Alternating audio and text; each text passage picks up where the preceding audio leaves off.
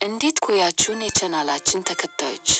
አዲሱ የአሜሪካ ፕሬዝዳንት ዶናልድ ትራምፕ ከቻይና ጋር በከፈቱት የንግድ ጦርነት አዲስ የታሪፍ ጭማሪዎች በሁለቱም ወገን እየተጣሉ መሆኑን ፈርስት ፖስት የዘገበውን ወቅታዊ መረጃ እንደሚከተለው አቀረብንላችሁ።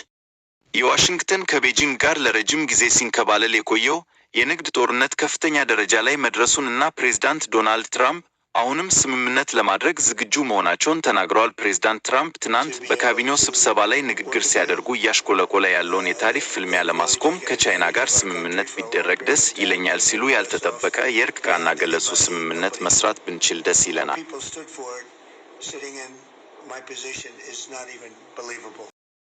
ነትም ሀገራችንን ለረጅም ጊዜ ተጠቅመውበታል። ከማንም በላይ ቀደውናል። ሰዎች እንዴት እንደቆሙለት በእኔ ቦታ ተቀምጠው እንኳን የሚታመን አይደለም።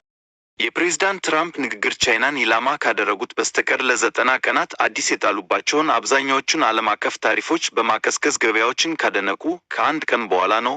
በእርግጥ በሁለቱ የዓለም ታላላቅ ኢኮኖሚዎች መካከል በተደረገው የቲት ፎር ታት እንቅስቃሴ ፕሬዝዳንት ትራምፕ በቻይና ምርቶች ላይ ብዙ ጊዜ ታሪፍ ከፍ አድርገዋል። በመጋቢት ወር ከ20 በመቶ ጀምሮ እስከ ሚያዝያ 9 ቀን 145 በመቶ ደርሷል። አሁን ቻይና እንደገና አሜሪካን በሚያስገቡ ምርቶች ላይ 125 በመቶ ታሪፍ አስፋል።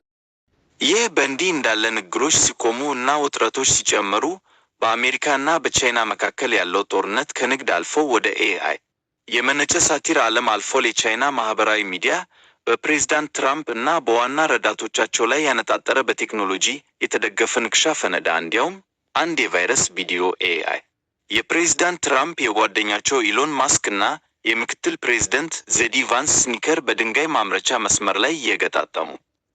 ነገር ግን መሳለቂያው በዚህ ብቻ አያበቃም። በቻይና የውጭ ጉዳይ ሚኒስቴር ቃል አቀባይ የተጋሩት ሜም ሜድ ኢን ቻይና የሚል ምልክት የተደረገበት ቀይ ሪያለ ኮፍያ እና ዋጋው እስከ $77 ደርሷል። ይሁን እንጂ የቻይና ኢኮኖሚ የተገነባው በገበሬዎች ነው ሲሉ ምክትል ፕሬዝዳንት ጄዲ ቫንስ ከሰጡት አወዛጋቢ አስተያየት በኋላ ነገሮች ይበልጥ አስቀያሚ ሆነዋል። አስተያየቱ ለበለጠ ራዕይ ለተነደፈ መሳለቂያ የጎርፍ በሩን የከፈተ ይመስላል።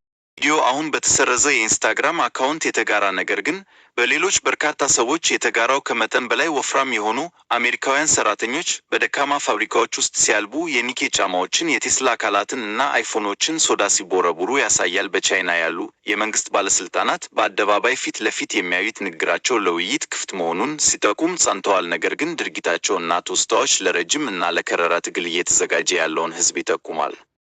ትራምፕ ጠንከር ያለ አቋሙን ሲይዙ ቻይና እንዴት ስምምነት ማድረግ እንዳለባት እንደማታውቅ ማመን ዓለም ይመለከተዋል። ምክንያቱም ከኤአይ ፕሮዲስ ጀርባ የሚቀጥሉት 90 ቀናት ከስምምነት በላይ ሊወስኑ ይችላሉ። እንዲያውም አዲስ የኢኮኖሚ ጦርነት ዘመንን ሊገልጹ ይችላሉ። ስላዳመጣችሁን እያመሰገን ቻናላችንን ላይክ፣ ሼር እና ሰብስክራይብ እንዳትረሱ።